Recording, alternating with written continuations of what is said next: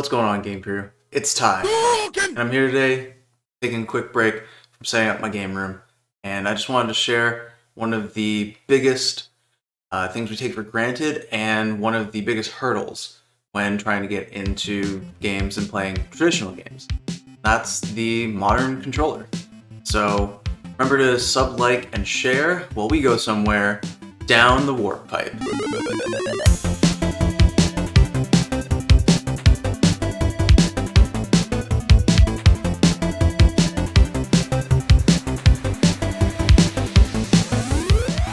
Alright, so when we're talking about the modern controller, I think it's really important here to have a quick history lesson and go back to what I consider the beginning of the modern controller, and that's going to be the NES, or Famicom, and the Sega Master System. Both systems came out very similar timing, however, you can see the controllers are almost identical.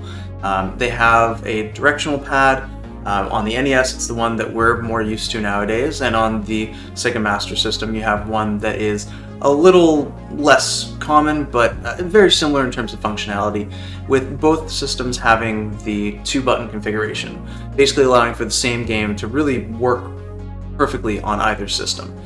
But moving on from there, we get to Sega one-upping Nintendo here, literally, and releasing the Sega Genesis, their 16-bit system, with a 3-button controller. So with that, you get the additional button, and it's most important because towards the end of the NES and the Sega Master System, the games really started to feel restricted due to the 2-button layout, as arcade games were getting more complex during that time. With that said, arcade games are part of the reason why the Super Nintendo actually is a really important piece of controller hardware, and that's because it had 6 buttons. The first time introducing the shoulder buttons, or bumpers if you will. With these, it managed to create the ability for games to operate the same as the arcade, most notably fighting games like Street Fighter or Mortal Kombat, which had 6-button and 5-button respectively controls.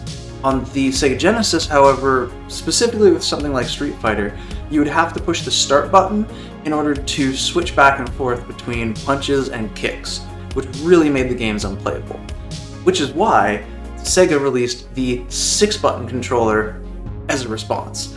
The big thing to note here is that during this time, when the 6-button controller was released, Atari released their Jaguar console, which had a 3-button layout along with a number pad. I would lie to you if I told you I knew what that number pad was for.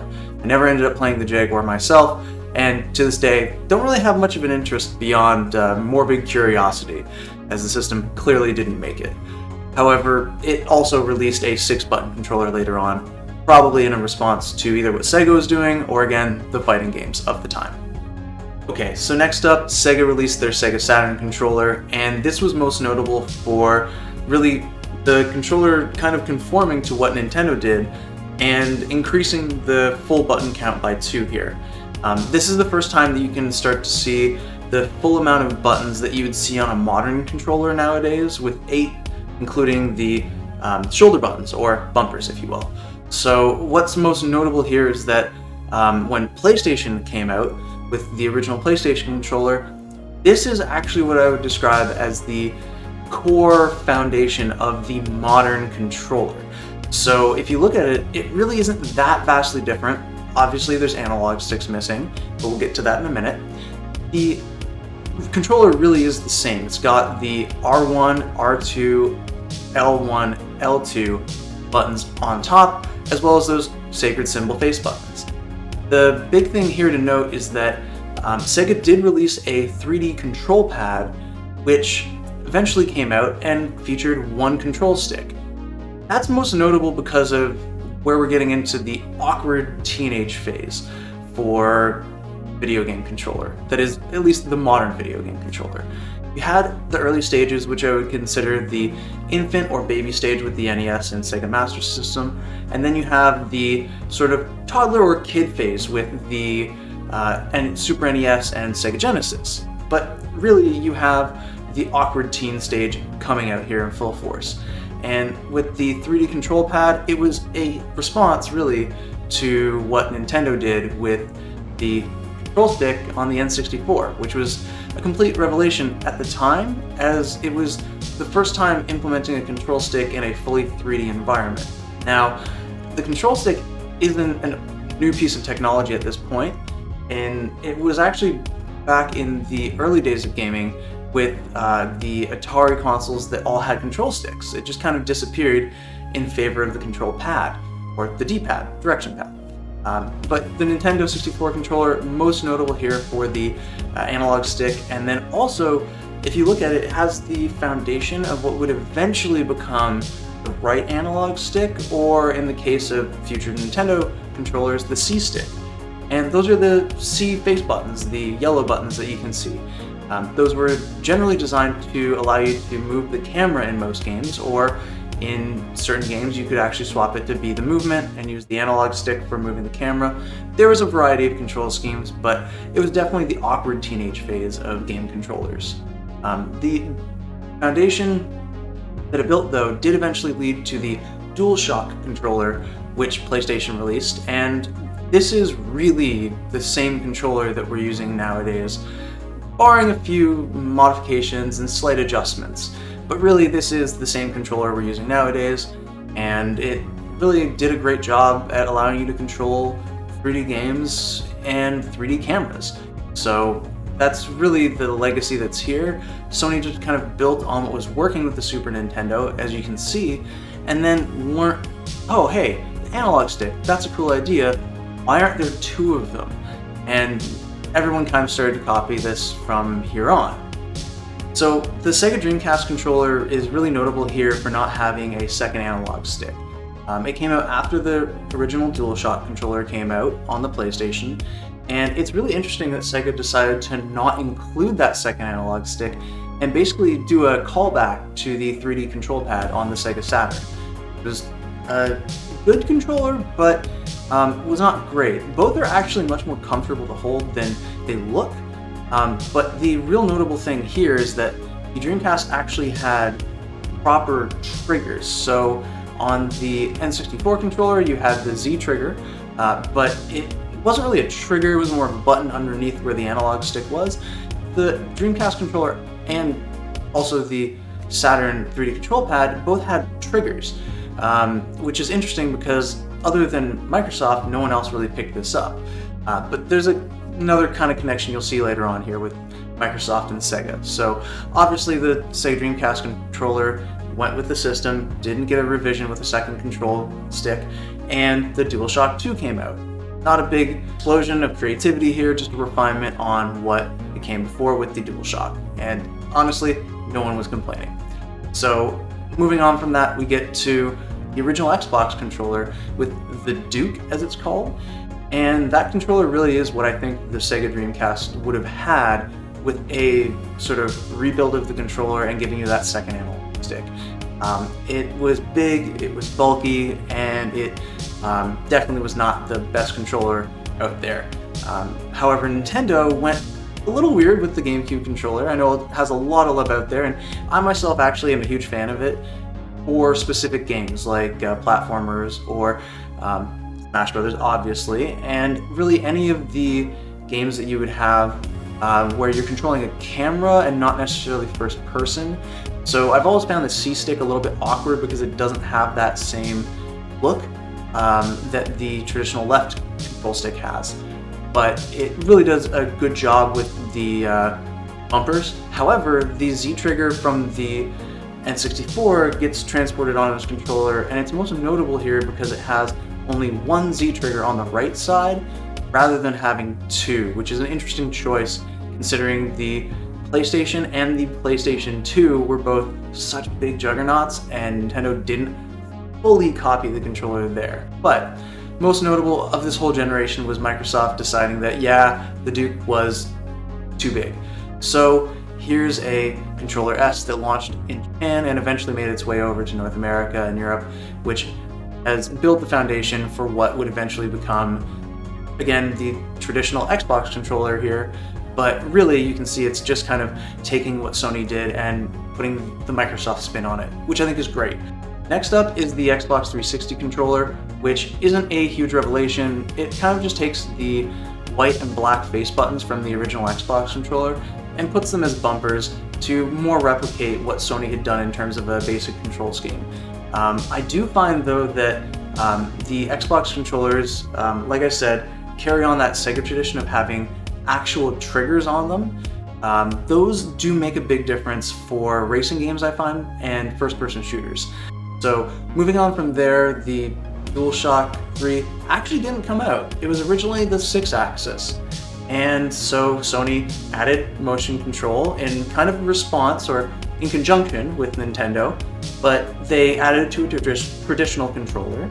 And from there, they got a lot of flack for it because most games didn't use it properly. And that's totally fine. And eventually they did release the DualShock 3, adding rumble back in because they were going through some lawsuits during the time. But eventually we got there with the DualShock 3. So I want to take a quick side note here and mention the motion controls. They're not really relevant to this conversation here, but it's worth mentioning that Nintendo kind of went back to the NES controller here with the direction pad and 2 buttons, the 1 and 2 buttons this time, but there was also an under trigger. The Wii controller really was an interesting and neat departure for most people, and that's why it was one of the most popular systems. It was something that was easy to understand, easy to pick up, and easy to get into. So when Sony ended up copying them with the PlayStation Move, it was an obvious kind of nod, and it was kind of nice to see that Sony decided to copy Nintendo this time around once again. But they built on it and built their own thing with it. Really, both of these controllers are kind of obsolete nowadays. The PlayStation Move has the most utility still, as it's used in PlayStation VR, but really it was an interesting side note to the whole modern controller and gave us a real good look at what could have been, but ultimately gamers are going to be more used to what they're used to, and a new way to play isn't always what we're looking for. We're just looking to have slight improvements on what has come before. Let's not even get into Kinect and how you were the controller for that. We all know how that went because on the Xbox Series X, there's not even a way to plug one in. Getting back on track here, we're looking at what is now the last generation, but not long ago was the current generation for at least PlayStation and Xbox, and that's going to be the PS4, the Xbox One, and the Nintendo Wii U. Now, the PS4 really was a just slight modification of the DualShock 3. It's neat to note that they added the touchpad in here, which ultimately is a feature that it doesn't get used very often and has kind of been used as an additional button. I think the bigger feature that is used is the share button that was added on the PlayStation 4. I know for me I didn't get comfortable with it until recently on the PS5, and the functionality has been really blown out, but you can see how important that is as both Nintendo later on and Microsoft with the Series X added that kind of create or share button there. But with the Xbox One controller, you can see it was a just carbon copy almost of the Xbox 360. It was a little bit different in terms of the aesthetics, and definitely a little bit different in terms of the overall usability, but really it's the same controller with a different paint job. And there's no problem with that. It is a great controller, and I don't think there was any need for Microsoft to change it here. The most notable is Nintendo, though, switching from their Wii over to the Wii U, where you have the gamepad and also the Pro Controller. They're really just kind of riffing on what Nintendo did before, and I think this is where Nintendo finally conceded to Sony, and to a lesser degree Microsoft, that, hey, you know what? You guys have figured out this traditional games controller thing. Here you go, you guys got it. It's noteworthy that Nintendo still had games that used the motion controls from the Wii controller on the Wii U, and that controller was fully compatible with it. So that brings us to today, the modern controller that some of us that are lucky enough to get our hands on, more current gen consoles, both the PlayStation 5, the Series S or Series X, and the Nintendo Switch. They're all basically the same. There is some little differences, like the share button on the PlayStation 4 is now the create button, and it's a lot more robust. But the core functionality of all these controllers is basically identical. The one thing to note is that the Joy-Cons and the PlayStation 5 DualSense controller, not the DualShock 5, DualSense, and the Pro controller from Nintendo all have motion controls built in that are used to a very subtle and small degree on modern games. It's nice that they've kept this in there, as for me, typing on both consoles is really kind of hard to do, rather all three, unless you're using the motion controls on the PlayStation 5. So that's a really interesting way that the motion controls have been beneficial for me, where normally you'd have to keep pushing left, right, you can just move it around. However, for my Series X, I just plugged in a mouse and keyboard and decided to navigate things with that. With the modern controllers, the biggest problem I've noticed for anyone that's either returning to games after a long break or anyone that's trying to play traditional games for the first time is that anyone that's already ingrained in the culture, like myself or my friends, it's really hard for us to disassociate the actual naming conventions of buttons to make it easier for people to understand that maybe don't have the control schemes mapped to our brains. So, for example, if I'm telling someone to push L1 or R1 on a PlayStation controller, they may not know what that is if they haven't been playing PlayStation all their life, or at least mapped that controller to their brain. So it's an interesting thing that someone like me can do, where I can swap between the different controllers, and in my head it's all the same, but what comes out of my mouth will be different. So if you're playing an Xbox, I'll tell you it's right bumper. If it's PlayStation 5, I'll tell you it's R1. If it's the Nintendo, I'll tell you, or Nintendo Switch in this case, I'll tell you it's the R button. But there's also the ZR. So that's where your R2 or your right trigger would be. So it's interesting that these buttons can create some problems. There's also a thing to note that on the face buttons, PlayStation stand on their own, but Microsoft and Nintendo are using the same naming convention with A, B, and XY. That's on the Xbox controller. However, on the Nintendo controllers, like they've always been, it's BA and YX. So they've kind of flipped themselves here. And that's for obvious patents and copyright reasons, but it's something that's worth noting that if you haven't played a lot of games before, depending on what system you're playing, the controls might be a little bit different, even if the names are the same. Now, from playing on all these systems here, I think personally the best system for controller right now is the DualSense. It's the most comfortable I feel, and from the robustness of the other controls, especially that pad button in the middle, there's a lot of nice little utility things like pulling up your map or pulling up a pause screen that can be done from there. And it's nice and easy and big to hit rather than going for one of the smaller options, or what I would still call a start button. On the Nintendo controllers, there definitely is a little bit of confusion with the ZR versus the R, and to me that's a really weird naming convention. Even though it's the one that started the earliest in terms of the triggers, it seems the most out of place to me. But I think overall, for learning a controller and being able to communicate to someone who hasn't played video games a lot, the Xbox controller actually wins out here. It's the easiest to understand with named face buttons, no arguing whether it's X or cross on the PlayStation controller. We all know it's technically cross, but we also all know we call it X. And on the Nintendo controller, where you'd have to worry about the top buttons, on the Xbox, the right bumper or right trigger is really self-explanatory to anyone that hasn't played a whole lot of video games. You take a second to look at it or even feel it, and you know which button you're talking about on top.